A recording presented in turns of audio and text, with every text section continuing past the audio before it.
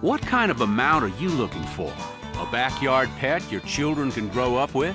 Or a reliable trail animal to help you enjoy the high country? Do you love a reining spin or the intricate moves of the dressage arena? Do you long to be flying high on a jump course? Or does driving a Surrey with the fringe on top sound like your cup of tea? Whatever kind of equine companion you're looking for, you'll want one that will perform in a safe, obedient manner. The purpose of these programs is to help you understand mules and donkeys and learn how to handle and train them correctly. Now, we know that not everyone watching owns a mule. Some of you own horses. Well, there's something here for you too. You'll notice that these are simple, easy-to-follow lessons. They're designed to teach you a variety of correct training methods for horses as well as for mules and donkeys.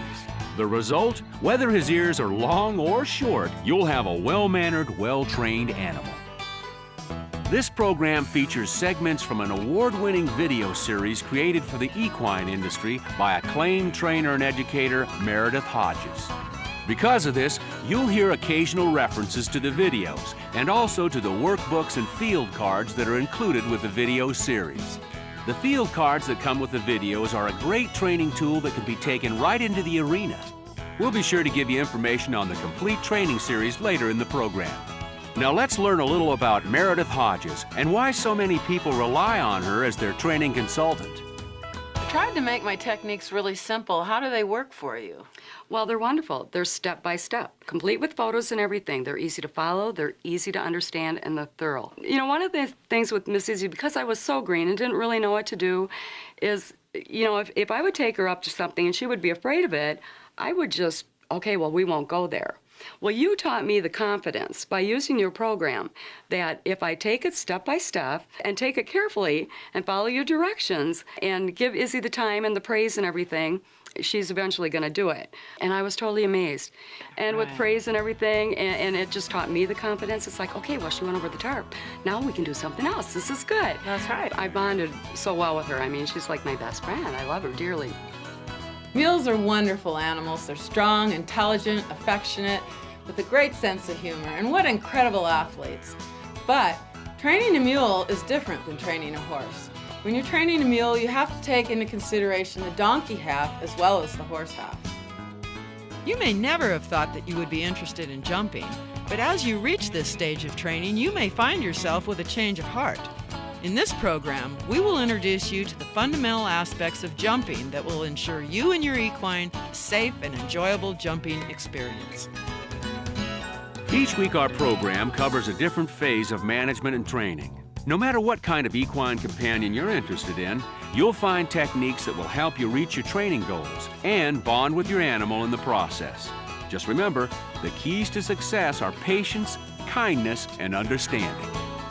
I'm glad you could join us. We've saved the best for the last, jumping.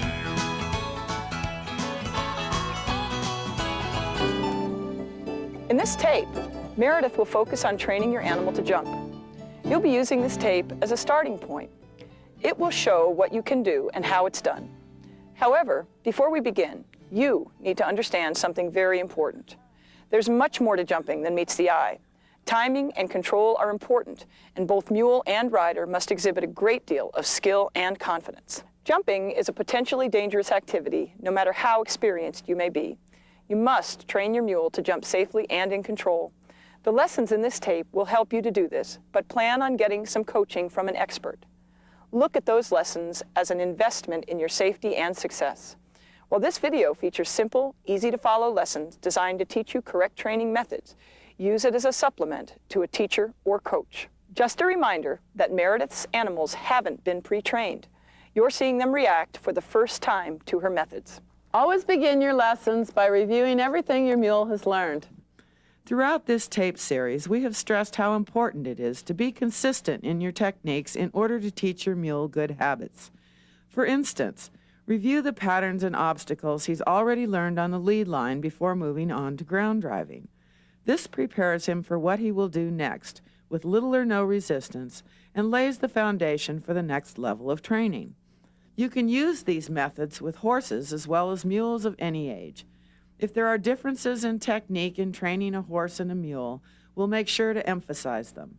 And remember, if you're retraining to correct problems or starting an older mule who has never been trained, just be sure to start at the beginning, tape number 1, and take the training in sequence, whether your mule is 2 years old or 10. You can begin training your green mule to jump when he has completed the exercises outlined in tape number 4. Just remember to use this tape in conjunction with tape number 5 and tape number 6. As we keep emphasizing, jumping is a potentially dangerous activity. Safety should never be taken for granted, and you must be constantly aware of potentially dangerous situations. Danger also lies in using unsafe equipment. Your saddle and tack are especially important for your comfort and safety. Check all the tack for soundness and good repair. Don't use worn-out equipment. The condition of reins, girths, and stirrup leathers is especially important. It goes without saying that you always check your girth, straps, and stirrup leathers every time you mount. Even equipment in good condition can be dangerous if it does not fit you and your mule. That means your saddle should fit your seat correctly, and the tree should fit your mule's back. The fenders should be long enough to protect your leg from pinching, and your stirrup iron should be 1/2 to 3/4 inches wider than the width of your boot at the ball of your foot. You can also buy stirrups with a breakaway side. Your stirrups should be shorter than for English flat classes, shorter for stadium jumping, and shorter still for cross-country jumping. Adjust the leathers so your heel can be lower than your toe in the 2-point position. Leave the safety release bars on your saddle open to ensure that in an emergency the leathers will pull free. Lastly, always use a crupper with your saddle to make sure it stays in the correct position on your mule's back. As far as bridles are concerned, if you've trained in a snaffle, you might be able to safely use that same bit for jumping. However, you may want to assure more control with a stronger bit such as a Kimberwick. And by all means, use an English headstall. You don't want your bridle to come off by accident. There is even a wide variety of non-slip reins created specially for jumping, so try several styles to see which you prefer. One of my favorite expressions is never go to war without your gun, which means always be prepared to wear blunt spurs and carry a crop during training and especially in competition.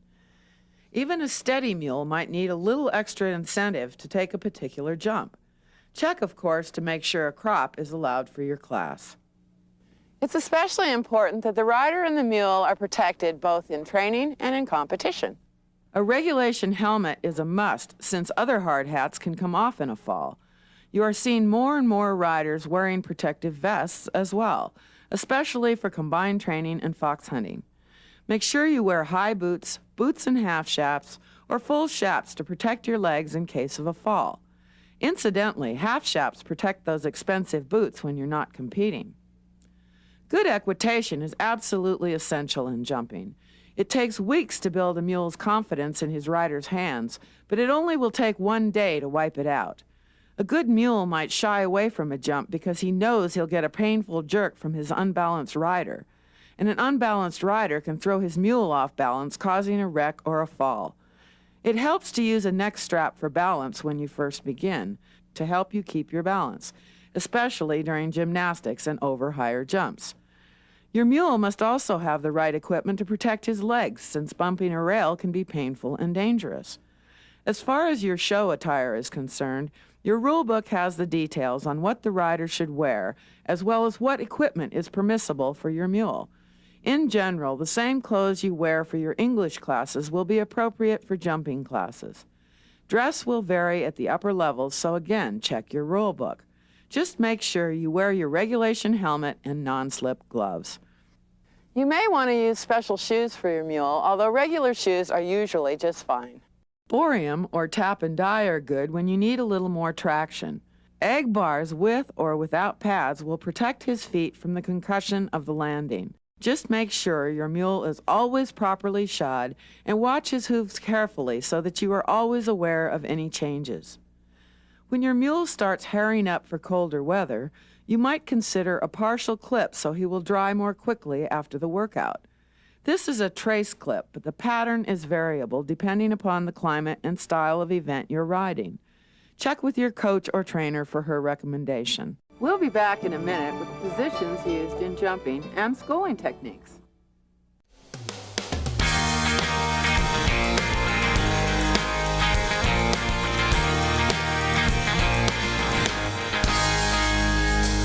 Colorful Colorado, with its majestic Rocky Mountains and wide open spaces, also boasts the Loveland Long-Ears Museum and Sculpture Park at the Lucky 3 Ranch, home of some of the finest mules and donkeys in the world.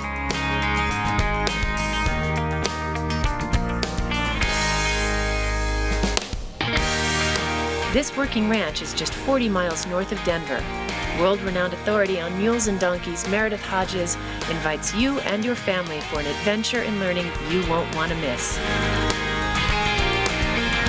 Come visit the Lucky 3 Ranch, meet Meredith, her champion mules and donkeys, and take in the beauty of her long-ears art for the experience of a lifetime.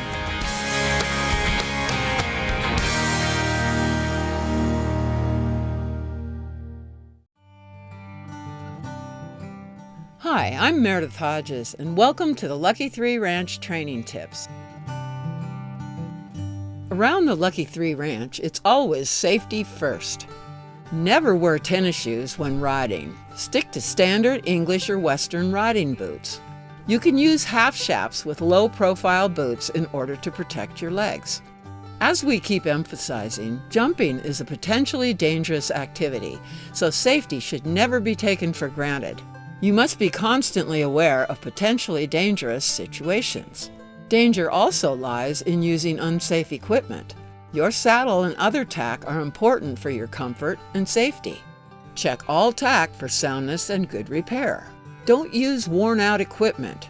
The condition of the reins, girth, and stirrup leathers is especially important. It is prudent that you always check your girth straps and stirrup leathers every time you mount. Even equipment in good condition can be dangerous if it does not fit you or your animal. Your stirrups should be relatively short for English flat classes, shorter for stadium jumping, and shorter still for cross-country jumping. Adjust the leathers so that in the two-point position, your heel can be lower than your toe. Leave the safety release bars on your saddle open to ensure that in case of an emergency, the leathers will pull free. If your equine has flat withers, always use a crupper with your saddle to make sure it stays in the correct position on your equine's back. If you've trained in a snaffle bit, you might be able to safely use that same bit for jumping. However, you may want to ensure more control with a stronger bit, such as a Kimberwick. There's a wide variety of non-slip reins created specially for jumping, so try several styles to see which one you prefer. And by all means, use an English headstall. You don't want your bridle to come off by accident. During training, be sure to wear blunt spurs and carry a crop to support your cues. Remember to always check first to make sure a crop and/or spurs are allowed in a specific competition. A regular helmet is a must, since other types of hard hats can come off in a fall. More and more riders are now wearing protective vests as well. Your equine must also have the right equipment to protect his legs, because bumping a rail can be painful and dangerous for him. You will be using splint boots or supportive sport boots for both his front and back legs. You may also want to use bell boots to protect his front hooves. You may need special shoes for your equine, although regular shoes are usually just fine. Make sure your equine is always properly shod and watch his hooves carefully so you are always aware of any changes. You want your jumping experience to be safe and enjoyable.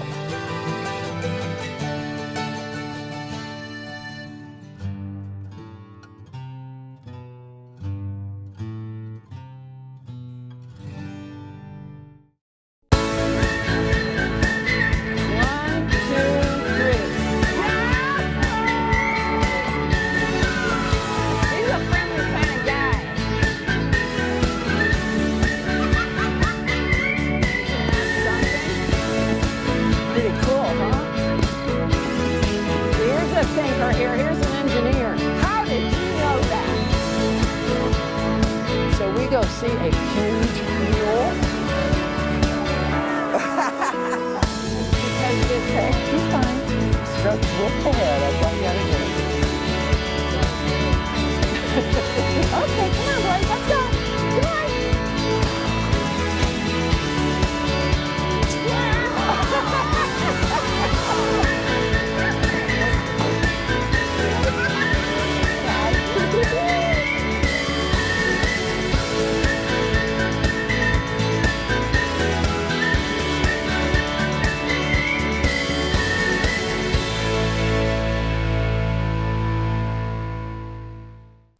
Every owner knows that a well taken care of equine is a happy equine. More and more, a technique being used to enhance our animals' overall conditioning is equine massage. What you have to realize is you're training an animal in their muscle tissue, and their muscle tissue has to be able to perform the task that you're asking the animal to perform.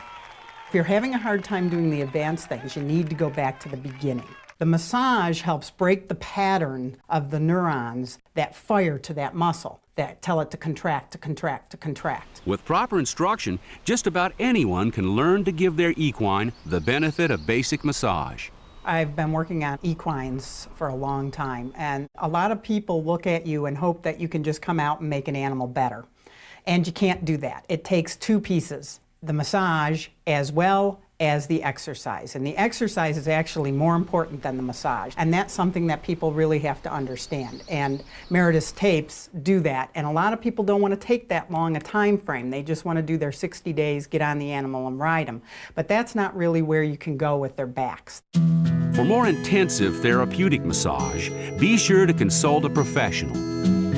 Equine massage not only enhances your animal's health and overall condition, it's also a deeply personal and rewarding bonding experience for both of you. Many of you who love your horses also love your dogs. This type of massage can be beneficial for all your pets. If you want to improve your animal's quality of life, I can help. I can either teach you how to do it, or I can massage your dogs for you. Contact me at dogmassage.com. Hi, I'm Meredith Hodges, and welcome to the Lucky 3 Ranch Training Tips. There are 3 basic body positions you must master for jumping. The jumping positions originate from the basic balanced seat position that you use in dressage. You should be able to drop a plumb line from your ear to your shoulder, to your hips, to your heels. It should be perpendicular to the ground. The full seat position is used when you first start warming up, on the flat during the warm-up, and any time you need to make a major correction in your equine's balance. The 2-point position is used to relieve stress on your animal's back and allow him to gallop freely between jumps. The 3-point position is assumed just before, going over, and just after the jump. It's also used when you want to make minor corrections in your equine's performance. Being in the correct position at any particular phase during jumping activities will enable your equine to do his very best for a comfortable, safe, secure, and controlled ride. It will help to generate true harmony between you and your equine.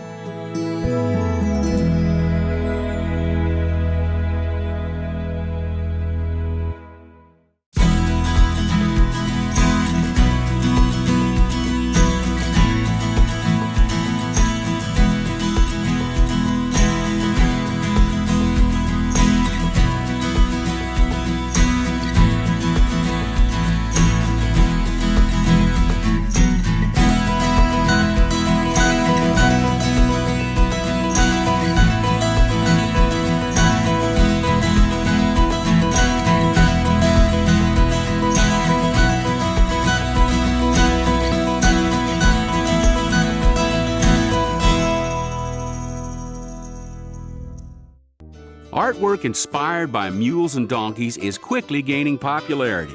Tennessee mule artist Bonnie Shields has the uncanny ability to capture the fun-loving nature of these free-spirited animals. They were like a horse, but they weren't like a horse. They had a little different body. They used their body a different way. They certainly had a different mental attitude. So they started intriguing me as an artist, and I kept finding the differences between them and the horse, both physically and in their reaction to things. So that started my love affair with the mule. When you deal with the mule, you're not always in charge. So it takes a little bit of a different kind of personality to appreciate the mule and to work with her. She was the only artist that could really capture the essence of mules and donkeys. Because mules and donkeys are really good teachers and teachers of life lessons. And Bonnie has just been an inspiration to me ever since. Wow, how'd it do? Whoa. I know that all through the years, Meredith gives tours to the ranch. But what a wonderful addition to this whole ranch would be a sculpture park just for the mules and the donkeys. So I just thought it was an awesome idea. And then she let me be part of it. It's a wonderful thing, and when you come to visit the Lucky Three, it's just an added bonus. Mule people, you reckon I can get Meredith to make a tape on how to teach your mule to shovel snow? I sure gonna try. Wish me luck. Just a wonderful human being, and working with her is always humorous. She is just funny as the day is long, and so I thought that she would be absolutely perfect as the illustrator for the Jasper series that I wanted to do.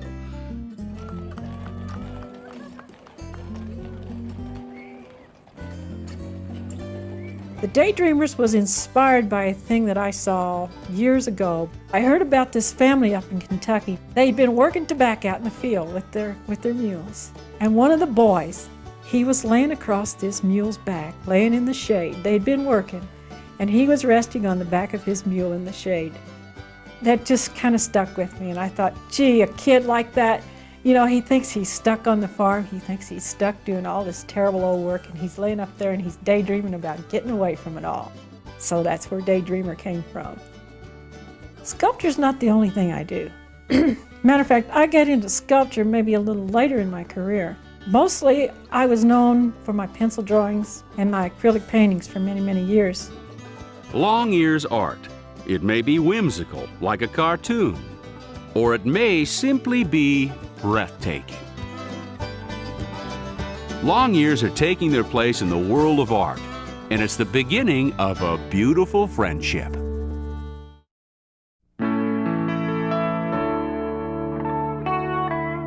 There are 3 basic body positions you must master for jumping. The full seat position is used when you first start warming up and on the flat, during some warm-ups, and any time you need to make a major correction in his balance. The 2-point position is a position used to relieve stress on your animal's back and allow him to gallop freely between jumps. The 3-point position is assumed just before, over, and after the jump. It's also used when you want to make minor corrections in your mule's performance.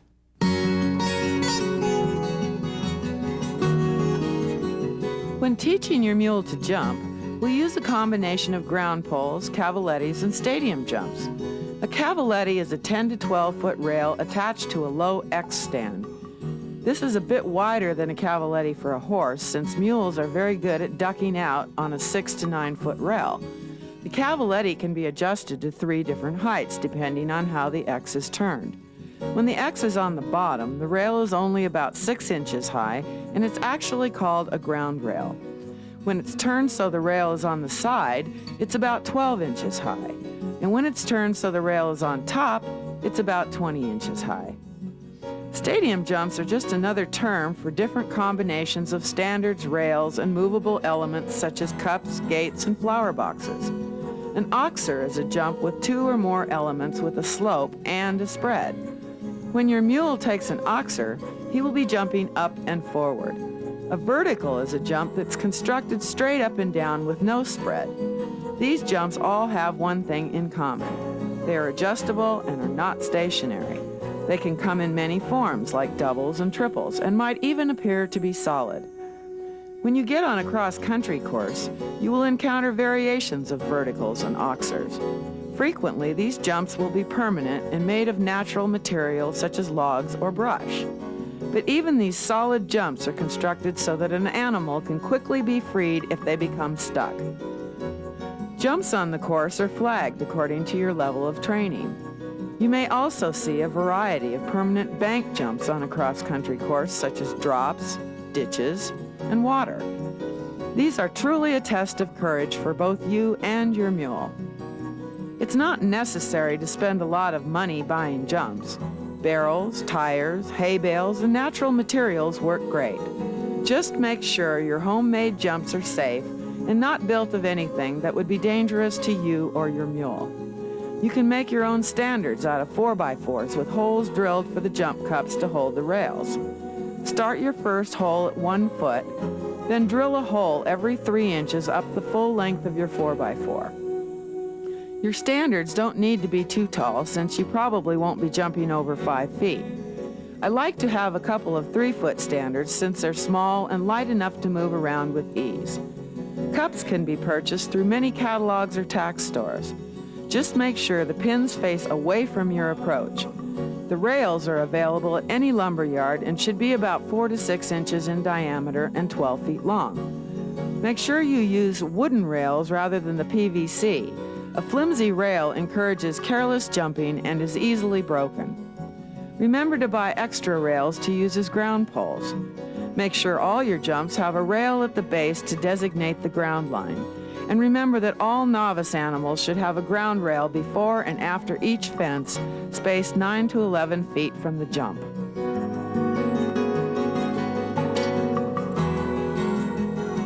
Always begin your training sessions by stretching your own body, then 15 minutes of stretching and warming up for your mule. Start by trotting large circles and serpentines, then cantering large circles in the full seat position, then in 2-point. Remember how in tape number 6 we used ground poles to help him lengthen his stride and teach him to be steady? Start with 4 ground rails laid flat on the ground, spaced 4 feet apart. The spacing allows an average to short-strided mule to trot easily over the poles. Post the trot, circling left 1 time, right the next, guiding him to the center of each rail. Then sit the trot. Do this 3 times in each direction or until he gets it right. Another tool to help your mule learn to judge distance and regulate his stride is the canter pole. This exercise also teaches you to judge the length of your mule's stride in order to comfortably and correctly negotiate a jump course. Gallop the canter pole first in full seat, counting out loud, 1, 2, 3, pole. Then gallop over the pole in 2-point. Then gallop in 2-point until you are 3 strides out, then change to 3-point over the pole and back to 2-point as you depart. Soon you will know when you are 3 strides out from a jump and will then know when to take the 3-point position and ready your mule. Do these exercises until you are both steady for the jump. Here's an exercise to help perfect your balance in all 3 positions and teach your mule to pick up his feet over ground poles. Start with 4 cavaletti rails laid flat on the ground, spaced 9 feet apart. The spacing allows an average to short-strided mule to fit 1 trotting stride between each pair of poles. Post the trot, circling left 1 time and right the next, guiding him to the center of each rail. Then sit the trot. When he understands the rhythm at a trot, open up the distance between the poles and canter your mule over the poles with your seat in full contact. Then canter through in 3-point position and finally in the 2-point position. See how your balance changes and how the 2-point position allows you to flow with your mule over the cavalettis? When he's steady at a trot and canter over the cavalettis, you can add a cross-rail jump about 9 to 10 feet beyond the last cavaletti. It should be about 12 inches high with a ground rail spaced 9 to 10 feet on the landing side. Trot your mule in a straight line over the cavalettis and the cross-rail. Pick up a canter as you land over the cross-rail. If he does this correctly, stop your lessons here. Begin your next lesson with fewer times at the trot. Then work more on cantering away. Finally, the cavaletti can be used as low jumps. Start with a cavaletti at the highest setting with ground poles placed about 10 feet before and after it. Trot through 3 or 4 times.